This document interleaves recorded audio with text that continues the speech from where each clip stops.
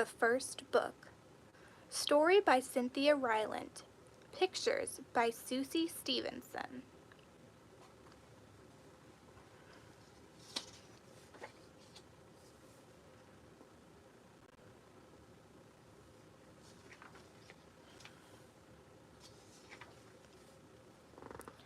Henry. Henry had no brothers and no sisters. "I want a brother," he told his parents. "Sorry," they said. Henry had no friends on his street. "I want to live on a different street," he told his parents. "Sorry," they said. Henry had no pets at home. "I want to have a dog," he told his parents. "Sorry," they almost said. But first they looked at their house with no brothers and sisters. Then they looked at their street with no children. Then they looked at Henry's face. Then they looked at each other. "Okay," they said. "I want to hug you," Henry told his parents. And he did. Mudge. Henry searched for a dog. "Not just any dog," said Henry. "Not a short one," he said. "Not a curly one," he said. "And no pointed ears." Then he found Mudge. Mudge had floppy ears, not pointed, and Mudge had straight fur, not curly, but Mudge was short. "Because he's a puppy," Henry said, "he'll grow." And did he ever! He grew out of his puppy cage. He grew out of his dog cage. He grew out of 7 collars in a row.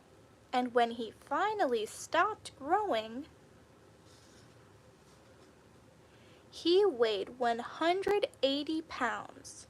He stood 3 feet tall, and he drooled.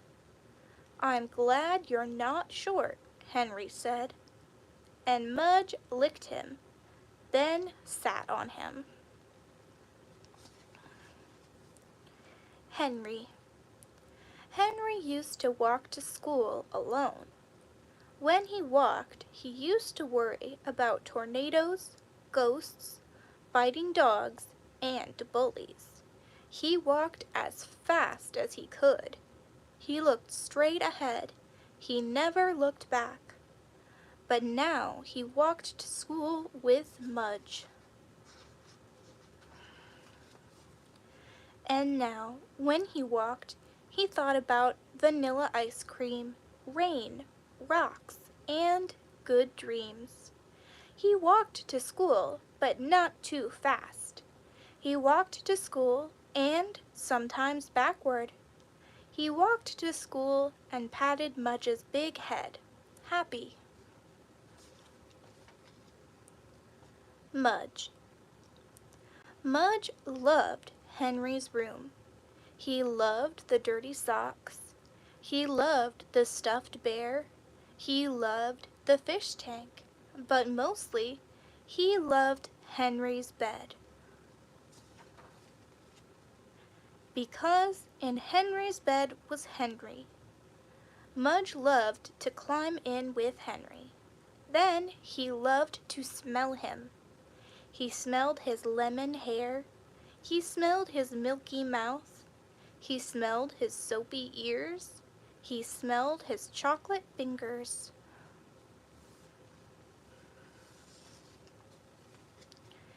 Then he put his head by Henry's head. He looked at the fish tank. He looked at the bear. He looked at Henry. He licked him, and he fell asleep. Mudge. One day, Mudge took a walk without Henry. The sun was shining. The birds were flying. The grass smelled sweet. Mudge couldn't wait for Henry, so he left.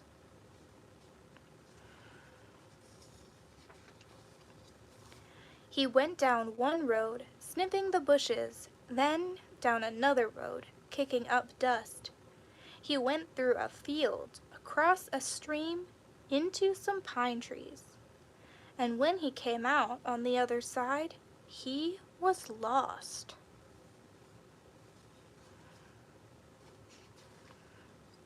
He couldn't smell Henry.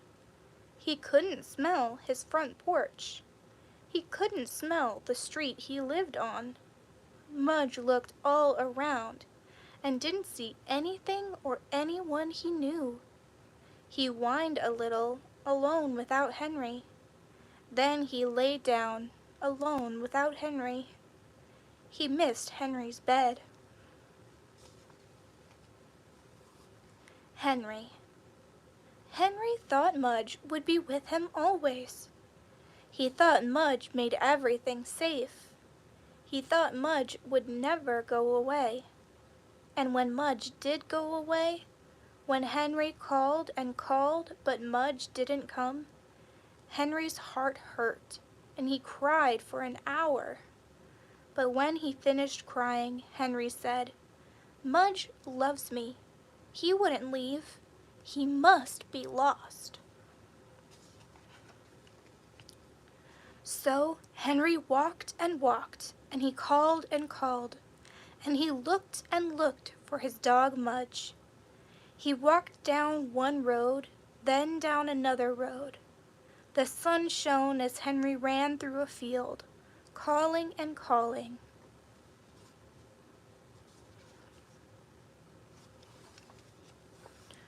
The birds flew past as he stood beside a stream, calling and calling. And the tears fell again as he looked at the empty pine trees for his lost dog. "Mudge," he called one last time.